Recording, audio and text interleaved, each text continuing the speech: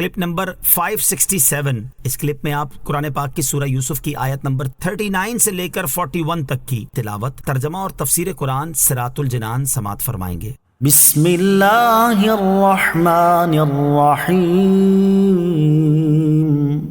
اللہ کے نام سے شروع جو نہایت مہربان رحمت والا ہے. یا صاحبی السجن اارباب متفرقون خیر ام اللہ الواحد القہار.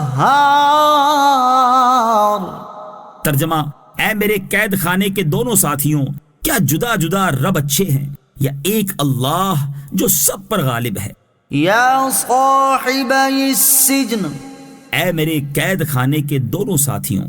تفسیر صراط الجنان میں ہے حضرت یوسف علیہ السلام نے اپنے قید خانے کے ساتھیوں سے فرمایا کہ کیا جدا جدا رب جیسا کہ بت پرستوں نے بنا رکھے ہیں کہ کوئی سونے کا، کوئی چاندی کا، کوئی تانبے کا، کوئی لوہے کا، کوئی لکڑی کا، کوئی پتھر کا، کوئی اور کسی چیز کا، کوئی چھوٹا کوئی بڑا، مگر سب کے سب نکمے، بیکار، نہ نفع دے سکے نہ ضرر پہنچا سکیں. ایسے جھوٹے معبود اچھے ہیں یا ایک اللہ تعالی جو سب پر غالب ہے کہ نہ کوئی اس کا مقابل ہو سکتا ہے، نہ اس کے حکم میں دخل دے سکتا ہے، نہ اس کا کوئی شریک ہے نہ نظیر، سب پر اس کا حکم جاری اور سب اس کی ملک میں ہیں. تبلیغ میں الفاظ نرم اور دلائل مضبوط استعمال کرنے چاہیے. اس آیت سے معلوم ہوا کہ تبلیغ میں الفاظ نرم اور دلائل قوی استعمال کرنے چاہیے، جیسے حضرت یوسف علیہ السلام نے نرم الفاظ کے ساتھ ان دو افراد کو اسلام قبول کرنے کی طرف مائل کیا. ما تعبدون من دونه الا اسماء سميتموها انتم وآباؤكم ما انزل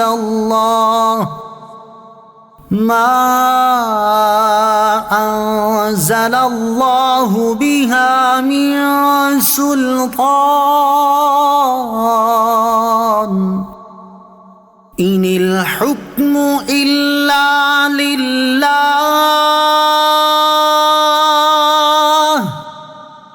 امر الا تعبدوا الا ایاہ ذلك الدین القیم ولكن اکثر الناس لا يعلمون. ترجمہ: تم اس کے سوا صرف ایسے ناموں کی عبادت کرتے ہو جو تم نے اور تمہارے باپ دادا نے تراش لیے ہیں. اللہ نے ان کی کوئی دلیل نہیں اتاری. حکم تو صرف اللہ کا ہے. اس نے حکم دیا ہے کہ اس کے سوا کسی کی عبادت نہ کرو. یہ سیدھا دین ہے، لیکن اکثر لوگ نہیں جانتے. ما تعبدون من دونه الا اسماء، تم اس کے سوا صرف ایسے ناموں کی عبادت کرتے ہو. تفسیر صراط الجنان میں ہے جب حضرت یوسف علیہ السلام نے ان قیدیوں کو جدا جدا خداؤں کے فساد پر آگاہ کیا تو ان کے سامنے بیان کیا کہ ان بتوں کا معبود ہونا دور کی بات ہے، ان کی تو اپنی کوئی حقیقت ہی نہیں.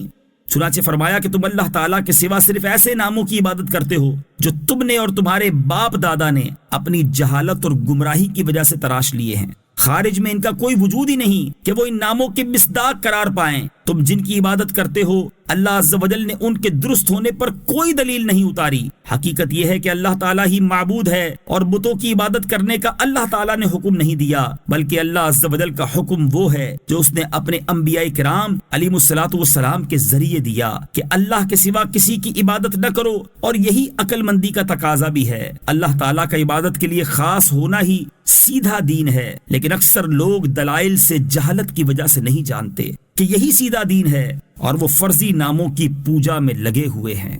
یا صاحبی السجن اما احدکما فیسقی ربه خمرا واما الاخر فیصلب فتأکل الطیر من رأسه قضي الأمر الذي فيه تستفتيان. ترجمہ: اے قید خانے کے دونوں ساتھیوں، تم میں ایک تو اپنے بادشاہ کو شراب پلائے گا، اور جہاں تک دوسرے کا تعلق ہے تو اسے سولی دی جائے گی، پھر پرندے اس کا سر کھا لیں گے. اس کام کا فیصلہ ہو چکا ہے جس کے بارے میں تم نے پوچھا تھا. یا صاحبی السجن، اے قید خانے کے دونوں ساتھیوں. تفسیر صراط الجنان میں ہے، جب حضرت یوسف علیہ السلام اللہ تعالیٰ کی وحدانیت کا اقرار کرنے اور صرف اللہ تعالیٰ کی عبادت کرنے کی دعوت دینے سے فارغ ہوئے تو ان کے خواب کی تعبیر بیان فرمائی. چنانچہ فرمایا کہ اے قید خانے کے دونوں ساتھیوں، تم میں ایک یعنی بادشاہ کو شراب پلانے والا تو اپنے عہدے پر بحال کیا جائے گا اور پہلے کی طرح بادشاہ کو شراب پلائے گا، اور 3 خوشے جو خواب میں بیان کیے گئے ہیں اس سے مراد 3 دن ہیں. وہ اتنے ہی دن قید خانے میں رہے گا، پھر بادشاہ اس کو بلا لے گا، اور جہاں تک دوسرے یعنی کچن کے انچارج کا تعلق ہے تو اسے سولی دی جائے گی، پھر پرندے اس کا سر کھا لیں گے. حضرت عبداللہ ابن مسعود رضی اللہ تعالیٰ عنہ فرماتے ہیں کہ تعبیر سن کر ان دونوں نے حضرت یوسف علیہ السلام سے کہا، خواب تو ہم نے کچھ بھی نہیں دیکھا، ہم تو ہنسی کر رہے تھے. حضرت یوسف علیہ السلام نے فرمایا کہ اس کام کا فیصلہ ہو چکا ہے جس کے بارے میں تم نے پوچھا تھا، اور جو میں نے کہہ دیا یہ ضرور واقع ہوگا. تم نے خواب دیکھا ہو یا نہ دیکھا ہو، اب یہ حکم ٹل نہیں سکتا. صلو علی الحبیب صلی اللہ تعالی علی محمد صلی اللہ تعالی وسلم. مجھے اپنی اور ساری دنیا کی لوگوں کی اصلاح کی کوشش کرنی ہے انشاءاللہ عز و جل.